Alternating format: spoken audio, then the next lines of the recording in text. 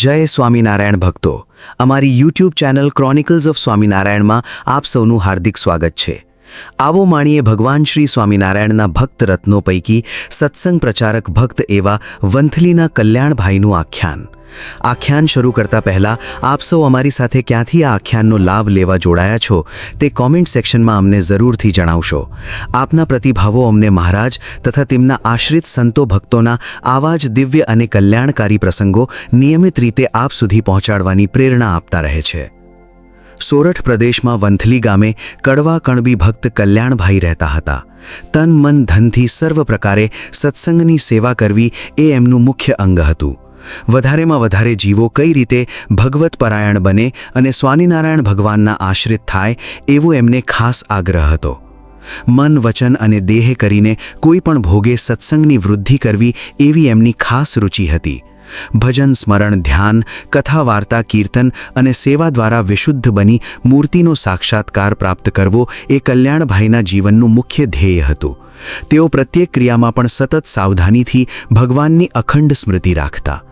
કલ્યાણભાઈની દ્રઢ નિષ્ઠા ધ્યેય અને સેવા વૃત્તિથી તેમના ઉપર મોટા સંતો ખૂબ પ્રસન્ન થયા હતા. તેથી પોતે સામાન્ય સ્થિતિમાંથી વ્યવહારે પણ સુખી થયા હતા. સ્ત્રી પુત્રાદિક સંબંધીઓ તરફથી પણ ઘણી અનુકૂળતા પ્રાપ્ત થઈ હતી. શ્રીજી મહારાજે મેઘપુરમાં 6 મહિના સુધી ચોરાશી કરી હતી. એ વખતે કલ્યાણભાઈએ તેમાં ઘણી જ સેવા કરેલી. વંથલીથી મેઘપુર લગભગ 6-7 માઇલ દૂર થાય, છતાં કલ્યાણભાઈ 6 માસ સુધી દરરોજ ચાલીને શ્રીજી મહારાજના દર્શન કરવા આવતા. તેઓ પરમ શ્રદ્ધાળુ હતા અને મેઘપુરમાં ચોરાશી ચાલતી હતી એ સમયે એક દિવસ મયારામ ભટ્ટ વંથલી ગયેલા. ત્યારે ભટ્ટજીએ કલ્યાણભાઈને પૂછ્યું કે શ્રીજી મહારાજ નજીક બિરાજે છે તો તમે દર્શને જાઓ છો કે નહીં? કલ્યાણભાઈ કહે, ગોરદાદા, દિવસમાં એક વખત તો જરૂર દર્શન કરવા જઈએ. પછી બેઉ જણ ભજન સ્મરણ અને કર્તવ્યની વાતો કરતા કરતા માર્ગમાં ચાલ્યા જતા હતા. ત્યારે ભટ્ટજીએ કહ્યું, કલ્યાણભાઈ, તમે મહારાજના દર્શન કેવી રીતે કરો છો? કલ્યાણભાઈ કહે, મહારાજના મુખારવિંદ સામું જોઈને વાતો સાંભળું છું. ભટ્ટજી કહે, કલ્યાણભાઈ, મનને સ્થિર કરી એકાગ્રતાથી દર્શન કરવા. મહારાજનું મુખારવિંદ કેવું છે, મહારાજના નેત્રો કેવા છે, મસ્તક, છાતી, હસ્ત અને ચરણકમળ એમ વારંવાર અંગે અંગ નિરખીને દર્શન કરવા. પછી સર્વ ક્રિયામાં એનું ચિંતન કર્યા કરવું. આ રીતે દર્શન કરીએ એ જ સાચા દર્શન કર્યા કહેવાય. એથી હૃદય પવિત્ર અને શાંત બને છે. ઝાઝા ભાગના લોકો દ્રષ્ટિને સ્થિર કર્યા સિવાય સંકલ્પ વિકલ્પનો ત્યાગ કર્યા વિના અસ્થિર મને દર્શન કરતા હોય છે. એથી લાંબા સમય સુધી દર્શન કરવા છતાં આંતરિક કલેશો દૂર થઈને જેવી હૃદયની પરમ શાંતિ તથા પૂર્ણકામપણું પ્રાપ્ત થવું જોઈએ તે થતું નથી. આમ ભગવત ચર્ચા કરતાં બંને જણ મેઘપુર પહોંચ્યા. ત્યાં તો હકડે ઠઠ્ઠ સભા ભરાઈ ગઈ હતી. બધા શ્રીજી મહારાજની વાતો સાંભળવામાં તલ્લીન થઈ ગયા હતા. એટલે દૂરથી જ પગે લાગી સૌની પાછળ શાંતિથી બેસી ગયા. કથા વાર્તા ઝાઝો સમય ચાલતી એથી સભામાંથી લોકો ઉઠતા જાય ને જગ્યા ખાલી થતી જાય તેમ ધીરે ધીરે બેઉ આગળ ખસતા ગયા અને મહારાજના ઢોલિયા પાસે પહોંચી ગયા.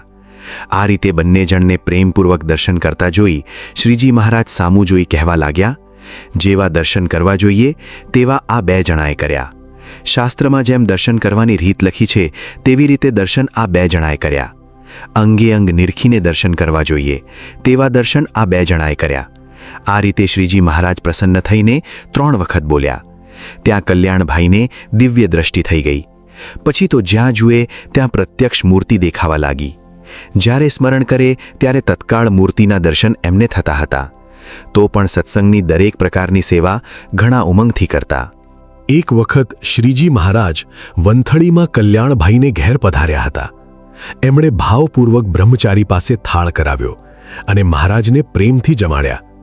પછી મહારાજે કલ્યાણભાઈને થાળની પ્રસાદી આપી. એથી તેઓ અત્યંત કૃતાર્થતા અનુભવી ને ખૂબ સંતોષ પામ્યા. પછી ઘરમાં ઢોલિયો બિછાવેલ હતો, તે ઉપર થાંભલાને ઓઠીંગણ દઈને મહારાજ બેઠા હતા. ત્યાં ગામમાંથી કેટલાક માણસો આવ્યા ને સભા થઈ ગઈ. તેથી શ્રીજી મહારાજ જ્ઞાનનો ઉપદેશ આપવા લાગ્યા કે ભાઈઓ, આપણે ક્યાંથી આવ્યા ને ક્યાં જઈશું? એક દિવસ આ લોકનો ત્યાગ જરૂર કરવો પડશે. અહીં જેણે જેવા કર્મ કર્યા હશે તે પ્રમાણે તેને સુખ કે દુઃખ પ્રાપ્ત થાય છે. આ દેહ કરીને આપણે જે ધારીએ તે થઈ શકે તેમ છે. માટે આળસ પ્રમાદનો ત્યાગ કરી થોડો સમય મેળવીને પણ પ્રભુ ભજી લેવા. મહારાજની વાત સાંભળીને એકબીજા પરસ્પર કહેવા લાગ્યા કે પ્રભુ ભજવા એ તો નવરા કે વૃદ્ધ માણસોનું કામ છે. જો અમે પ્રભુ ભજીએ તો પછી કમાઈએ ક્યારે અને ખાઈએ શું? જો તમે દાણા આપતા હો તો અમે તમારો ધર્મ પાળીએ.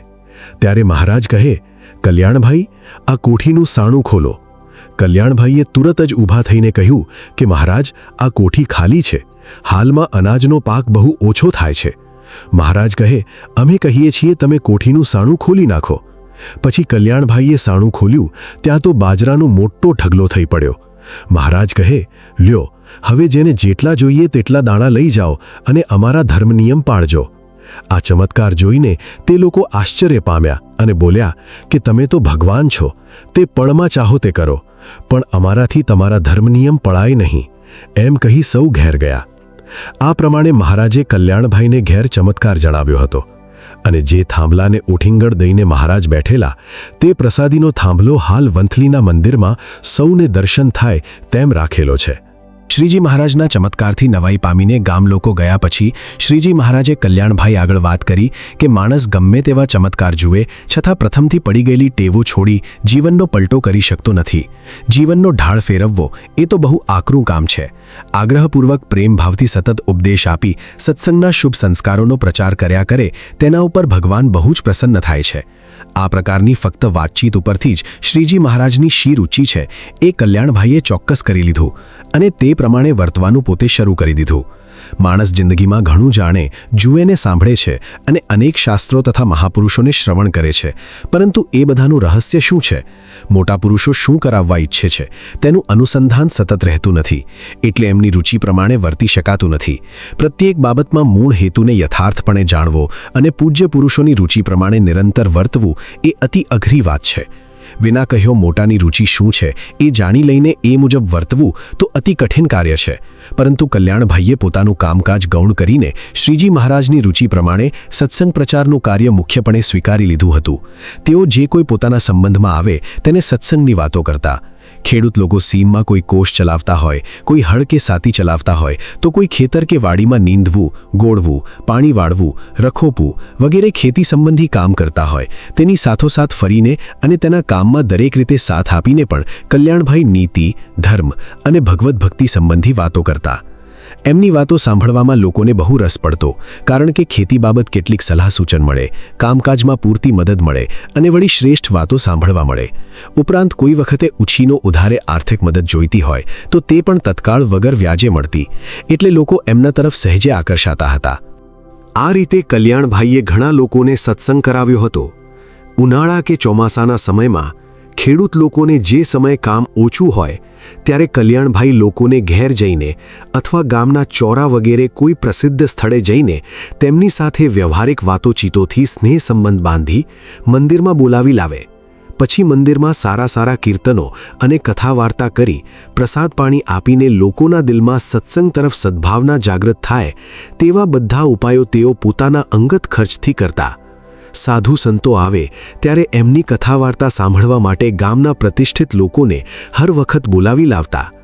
કલ્યાણભાઈ સીમમાં રખોપું કરવા ગયા હોય ને ત્યાં કોઈને ખેતરમાંથી લીલું ઘાસ લેવા જતા જુએ તો તેને બોલાવીને કહેતા કે ભાઈ, તમે દૂર ન જાઓ, આ આપણા જ ખેતરમાં સારું ઘાસ છે તે લઈ જાઓ. એમ કહી પોતે પણ તેની સાથે ઘાસ વાઢવા લાગે. તેથી 3-4 કલાકે એક માણસ ઉપાડે તેવો ભારો થતો હોય તે 2 કલાકમાં થઈ જાય. પછી તેને સમજાવે કે જુઓ ભાઈ, તમે એકલા ઘાસ વાઢ્યું હોત તો બમણી વાર લાગત, માટે હવે થોડી વાર મારી વાતો સાંભળો. આ રીતે પણ કલ્યાણભાઈએ કેટલાકને સત્સંગ કરાવ્યો હતો. ગામમાં લક્ષ્મીદાસ પટેલ પ્રતિષ્ઠિત માણસ ગણાતા, તેથી કલ્યાણભાઈને મનમાં થયું કે જો આ ગામના પટેલ સત્સંગી થાય તો ભારે કામ થાય. પછી ધીરે ધીરે તેમના સંપર્કમાં આવવા લાગ્યા. પટેલની જમીન વચ્ચે કલ્યાણભાઈનું એક સાફ ખેતર હતું. તે કલ્યાણભાઈએ સામે ચાલીને પટેલને આપી દીધું. સારી એવી જમીન વગર માંગે જૂજ વળતરથી મળી, તેથી પટેલ ઘણા ખુશ થયા. આમ કલ્યાણભાઈની ઉદારતા, વિવેક અને વાતચીતના મીઠા સંબંધને લીધે પટેલને કલ્યાણભાઈ સાથે બહુ જ સ્નેહ થયો. સત્સંગ તરફ પણ પ્રેમ ભાવ થયો અને ગુણ બુદ્ધિથી મંદિરે આવવા લાગ્યા.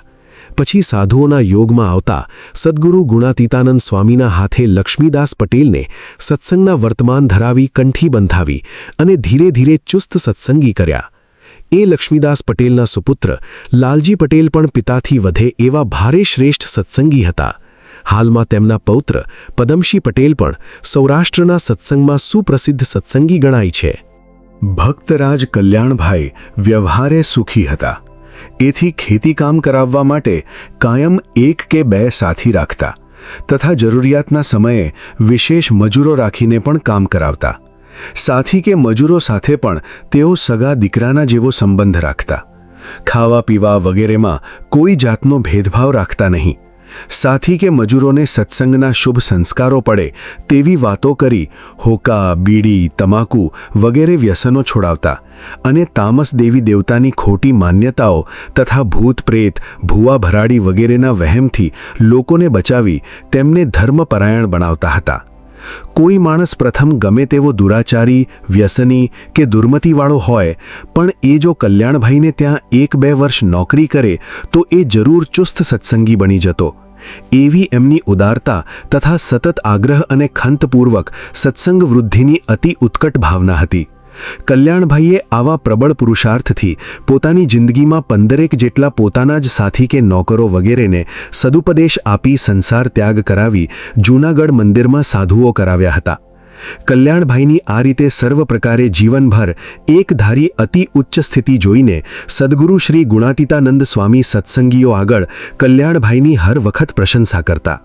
ત્યારે સત્સંગીઓ કહેતા કે સ્વામી, એ કલ્યાણભાઈ જેવા ભગવદનિષ્ઠ હરિભગતના અમને દર્શન કરાવજો. ત્યારબાદ એક વખત કલ્યાણભાઈ જૂનાગઢમાં આવેલા અને એ સમયે મોટી સભા થયેલી. તેમાં શહેરના નાગર સદ્ગૃહસ્થો પણ બેઠેલા. ત્યારે સ્વામીએ કહ્યું કે જુઓ, અમે પ્રશંસા કરીએ છીએ તે આ કલ્યાણભાઈ છે.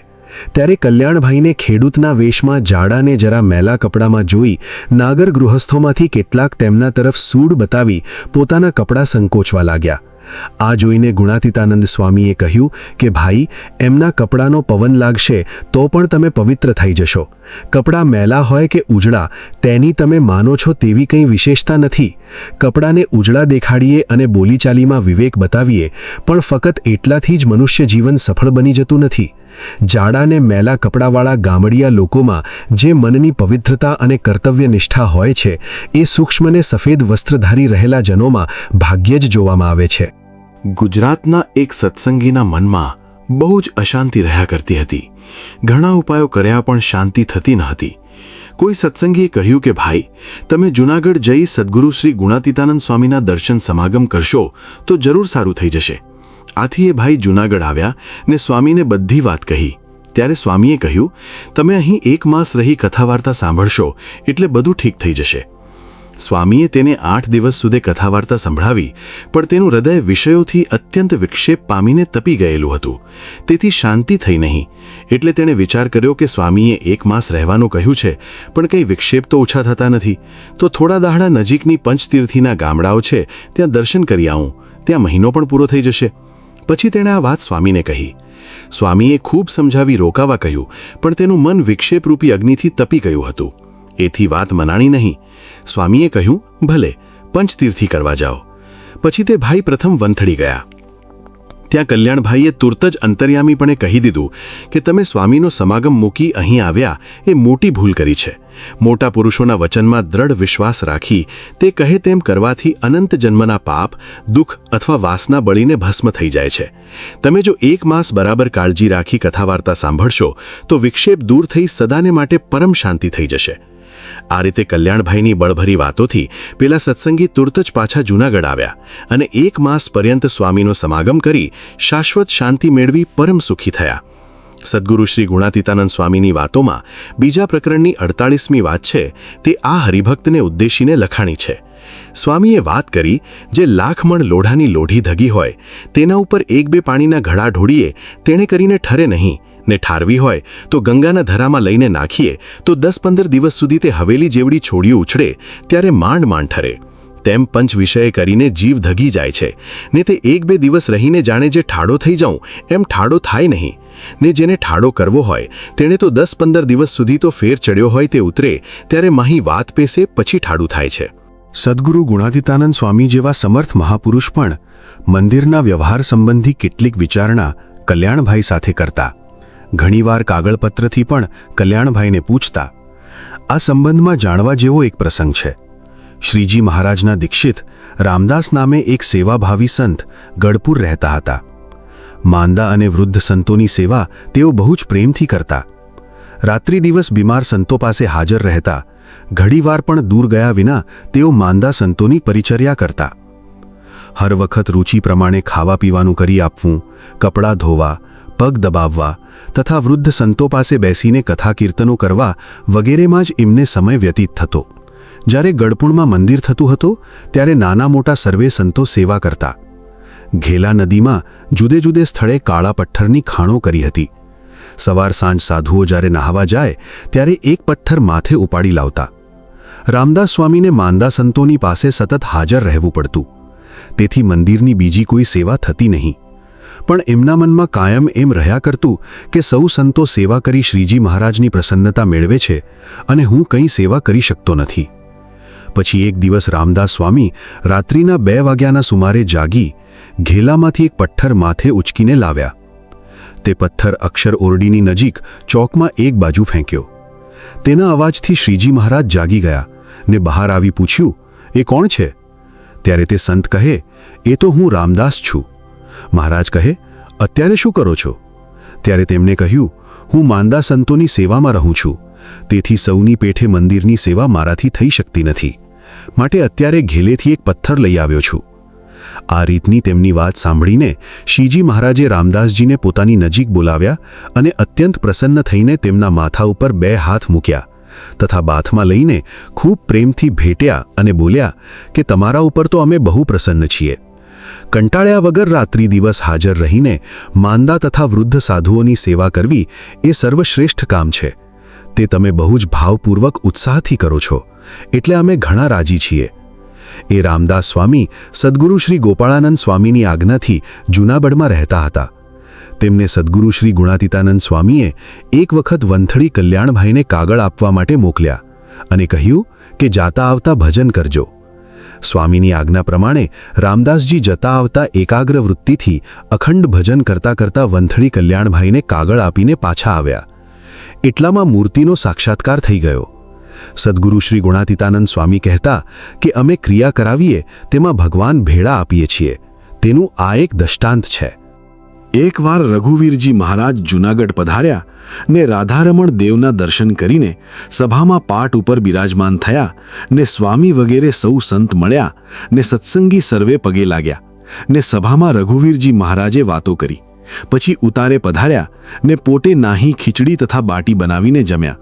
પછી વળતે દિવસે સભામાં પાટ ઉપર ગાદી તકીએ આવીને બેઠા ને સહુ સંત હરિભક્ત પગે લાગ્યા. તે વખતે ગામ વંથલીથી પટેલ લક્ષ્મીદાસભાઈ તથા કલ્યાણભાઈ તથા કરમણભાઈ આવ્યા ને દંડવત પ્રણામ કરી પગે લાગ્યા ને બોલ્યા જે, હે મહારાજ, અમારે ગામ પધારો.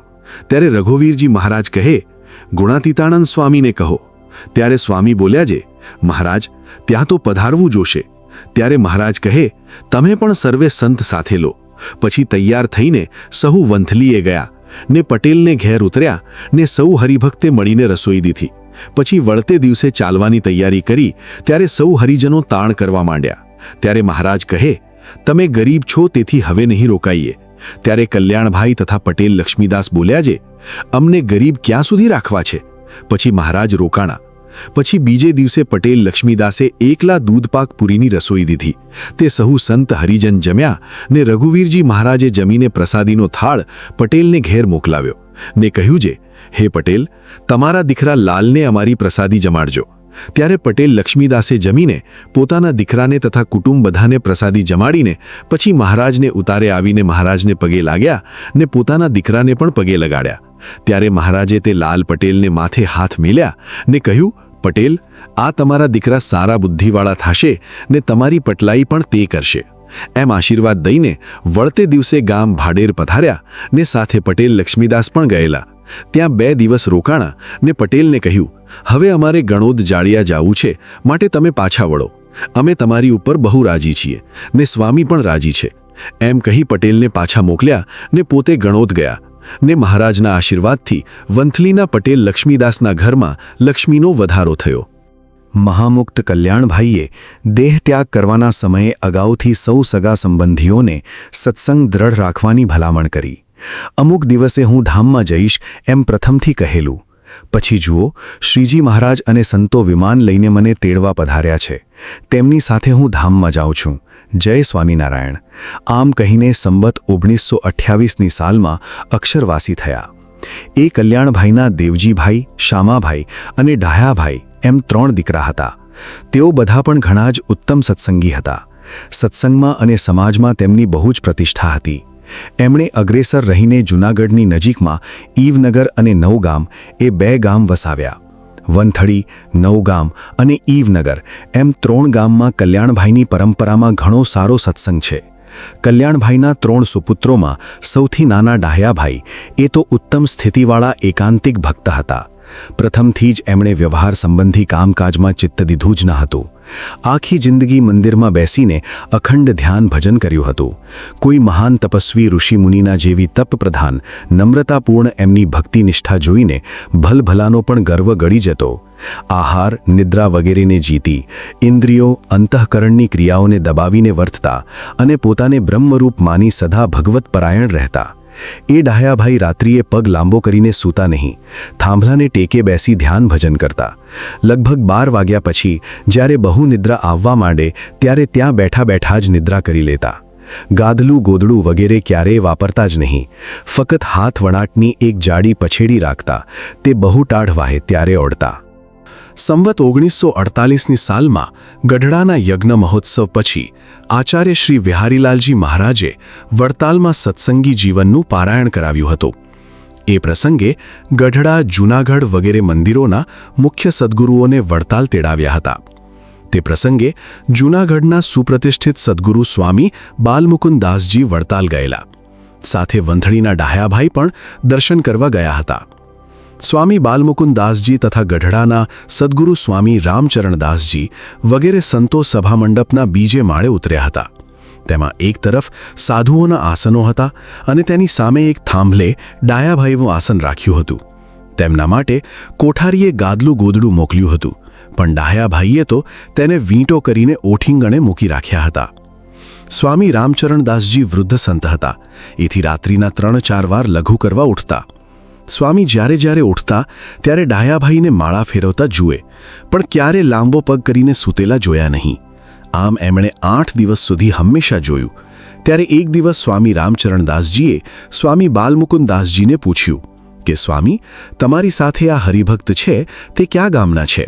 સ્વામી કહે, એ વંથળીના કલ્યાણભાઈ હતા, તેમના દીકરા ડાહ્યાભાઈ છે. સ્વામી રામચરણદાસજી કહે, ઓહોહો, શું કંઈ એમની સ્થિતિ છે? હું 12 બજે, 2 બજે અને 3 બજે એમ રાત્રિના 3-4 વાર જ્યારે ઉઠું છું ત્યારે એ માળા ફેરવતા જ હોય છે. આજ 8 દિવસથી હું બરાબર જોઉં છું, પણ એ ક્યારે લાંબો પગ કરીને સૂતા નથી. અહો, એમના પગરખામાં આપણો પગ આવે એમ નથી. સત્સંગમાં દર્શન કરવા જેવા આવા અનન્ય ભક્તો ગૃહસ્થાશ્રમમાં પણ પડ્યા છે. ધન્ય છે એમની સમજણને. આટલી ઉચ્ચ સ્થિતિ છે છતાં કેટલા શાંત, સરળ બની નિર્માનીપણે ભજન સ્મરણ કરે છે. એક વખત મંદિરમાં ગોદડા કરવા હતા. તેથી સાધુએ પૂછ્યું કે ડાહ્યાભાઈ, આપણે ગોદડા કેટલા લાંબા પહોળા કરીશું? ત્યારે ડાહ્યાભાઈએ કહ્યું કે જેને ગોદડું ઓઢ્યું પાથળ્યું હોય તેને ખબર પડે. ડાયાભાઈની આ રીતની વાત સાંભળીને સાધુઓ બહુ આશ્ચર્ય પામ્યા અને કહેવા લાગ્યા કે અહો, ગૃહસ્થ છે છતાં કેટલી ઉચ્ચ સ્થિતિ છે. શાસ્ત્રોમાં જનક રાજા અને અંબરીશ વગેરેના દષ્ટાંતો લખાયા છે, પરંતુ તેથી પણ ઉત્તમ સ્થિતિ ડાયાભાઈની છે. ડાયાભાઈ વંથળીમાં પ્રસાદીનો જે સૂર્યકુંડ છે ત્યાં હંમેશા સ્નાન કરવા જતા. તેમાં એક વખતે એવો પ્રસંગ બન્યો કે વાર તહેવાર અંગે ગામના કોઈ શેઠિયાના બૈરાઓ વહેલી સવારે સૂર્યકુંડમાં સ્નાન કરવા ગયેલ. તેમાં કોઈ બાઈએ પગમાં પહેરવાના સોનાના સાંકડા કાઢીને એક બાજુ મૂકી સ્નાન કર્યું. પછી કપડાં ધોવા, નાના છોકરાને નવડાવવા વગેરેની પંચાયતમાં ચાલતી વખતે પેલા સોનાના કિંમતી સાંકડા ત્યાં પડી રહ્યા. ઘેર ગયા પછી પણ ઘરકામની પ્રવૃત્તિમાં બાઈને તે કંઈ યાદ આવ્યું નહીં. ડાયાભાઈ રોજના ક્રમ પ્રમાણે સવારમાં સૂર્યકુંડે સ્નાન કરવા ગયા ત્યાં પેલા સોનાના સાંકડા નજરે પડ્યા, પરંતુ તેઓ તો મહાન નિસ્પૃહી હતા, તેથી તેમનું મન જરા પણ ચલાયમાન થયું નહીં. એમણે વિચાર કર્યો કે આપણે પારકી વસ્તુ લેવાય નહીં, તેમજ અડાય નહીં. આ ઘરેણું અહીં કોઈ ભૂલી ગયેલું હશે, તેને દુઃખ થશે, માટે આને અહીં જ એક તરફ કોઈ લઈ ન જાય તેમ દાટી દઉં. પછી નજીક જ હાથલિયા થોરની વાડ હતી, તેમાં તે સાંકડા લાકડીથી ઊંચકીને રાખી દીધા. પછી પોતે મંદિરે આવ્યા, પણ પોતાને વિચાર થયો તે પારકી વસ્તુ બીજાના ભલા ખાતર મેં એક બાજુ મૂકી તે પણ ભૂલ કરી છે. પણ હવે શું થાય? કોનું ઘરેણું છે તે ચોક્કસ થયા પછી તેને બતાવીશું. પછી ભૂલની માફી બદલ ડાયાભાઈએ તે દિવસ ઉપવાસ કર્યો અને ઠાકોરજી આગળ માળા ફેરવવા બેસી ગયા. સાંજના 4-5 વાગ્યાના સુમારે પેલી બાઈને સ્મૃતિ આવી કે પગના સાંકડા ક્યાં? ખૂબ શોધખોળને અંતે યાદ આવ્યું કે સવારે સ્નાન કરવા ગયા હતા ત્યાં જ ભૂલાઈ ગયા છે. પણ અત્યાર સુધીમાં તો ત્યાં કેટલાય માણસો ફરી ગયા હોય, તેથી હવે ત્યાં કંઈ હોય નહીં. આ વાતની જાણ થતાં કોઈએ કહ્યું કે ડાયાભાઈ હંમેશા સવારે વહેલા સૂર્યકુંડે નાહવા જાય છે, માટે તેમને પૂછી જુઓ, તેઓ પ્રામાણિક માણસ છે, તેથી હશે તેવું કહેશે. પછી બાઈના પતિ ડાયાભાઈને ઘેર ગયા. ત્યાં તેઓ હતા નહીં, એટલે શેઠ મંદિરમાં આવ્યા. ત્યાં ડાયાભાઈ ઠાકોરજી પાસે બેસી માળા ફેરવતા હતા. તેમને બધી વાત કરી. ત્યારે ડાયાભાઈએ કહ્યું, શેઠ, હું નાવા ગયો ત્યારે ત્યાં સાંકડા પડેલા જોયા, તે કોઈ લઈ ન લે તે માટે એક બાજુ થોરની વાડમાં રાખેલ છે. તમે ધ્યાન દઈ જોશો તો મળી આવશે. મારે આજે ઉપવાસ છે, નહીતર તમારી સાથે આવત. પારકી વસ્તુ તરફ મમત્વ બુદ્ધિથી જોવાયું એટલી મારામાં કચાશ કહેવાય. તુલસીદાસજી કહે છે, પારકું ધન પથ્થર જેવું જાણવું. એટલે પથ્થર, ધૂળ વગેરે લેવાનું મન થતું નથી, તેમ કિંમતીમાં કિંમતી પારકા પદાર્થ તરફ પણ એવી જ ભાવના રહેવી જોઈએ. તેમાં મારે કંઈક ફેર પડ્યો તે બદલ આજ આખો દિવસ ઉપવાસ કરી જપ કરું છું. આ રીતની ડાયાભાઈની વાત સાંભળીને શેઠ ઘણા ખુશી થયા અને પછી સૂર્યકુંડે જઈ તપાસ કરતા સાંકડા મળી ગયા. પછી શેઠ ડાયાભાઈ પાસે આવ્યા અને સાંકડા મળી ગયા તે બદલ ખૂબ ઉપકાર માની તેમને ઇનામ તરીકે પૈસા આપવા માંડ્યા, પણ તેમણે કંઈ લીધું નહીં. એથી શેઠને ડાયાભાઈ તરફ ઘણો પૂજ્યભાવ પેદા થયો. જૂનાગઢમાં સદ્ગુરુ શ્રી ગુણાતીનંદ સ્વામીના શિષ્ય સ્વામી યોગેશ્વર દાસજી બહુ સમર્થ સંત હતા. તેમની સાથે ડાયાભાઈને ઘણું હેત હતું. સંવત 1957ની સાલમાં સ્વામી દેહ ન રહે તેવા બીમાર થઈ ગયા. તે વખતે ડાયાભાઈએ શ્રીજી મહારાજની ખૂબ હૃદયથી પ્રાર્થના કરેલી. તેથી સ્વામીને શ્રીજી મહારાજ તેડી ગયા નહીં. તે સ્વામીએ અંતર્યામીપણે જાણ્યું. પછી ડાયાભાઈ જ્યારે દર્શન કરવા આવ્યા ત્યારે સ્વામીએ ઠપકો આપ્યો કે શ્રીજી મહારાજને ધક્કો ખવરાવ્યો ને મને ધામમાં જવા દીધો નહીં ને? પછી ડાયાભાઈ કહે, સ્વામી, મારે તમારા પહેલા ધામમાં જવું છે. પછી સંવત 1958ના જેઠ માસમાં ડાયાભાઈ અક્ષરવાસી થયા. પછી સ્વામી યોગેશ્વર દાસજી ધામમાં ગયા. જો તમને આ વિડિયો ગમ્યો હોય તો નીચે કોમેન્ટ સેક્શનમાં અમને ચોક્કસ જણાવશો. આપના પ્રતિભાવો અમને મહારાજના આવા જ દિવ્ય ચરિત્રોને વધુ સારી રીતે આપ સુધી પહોંચાડવા માટે પ્રેરિત કરતા રહે છે. અને આવા જ શ્રી હરિના ચરિત્રો નિયમિત સાંભળવા માટે અમારી ચેનલને સબસ્ક્રાઇબ અને અન્ય ભાવિક ભક્તજનો સાથે શેર કરવાનું ભૂલશો નહીં. જય સ્વામિનારાયણ.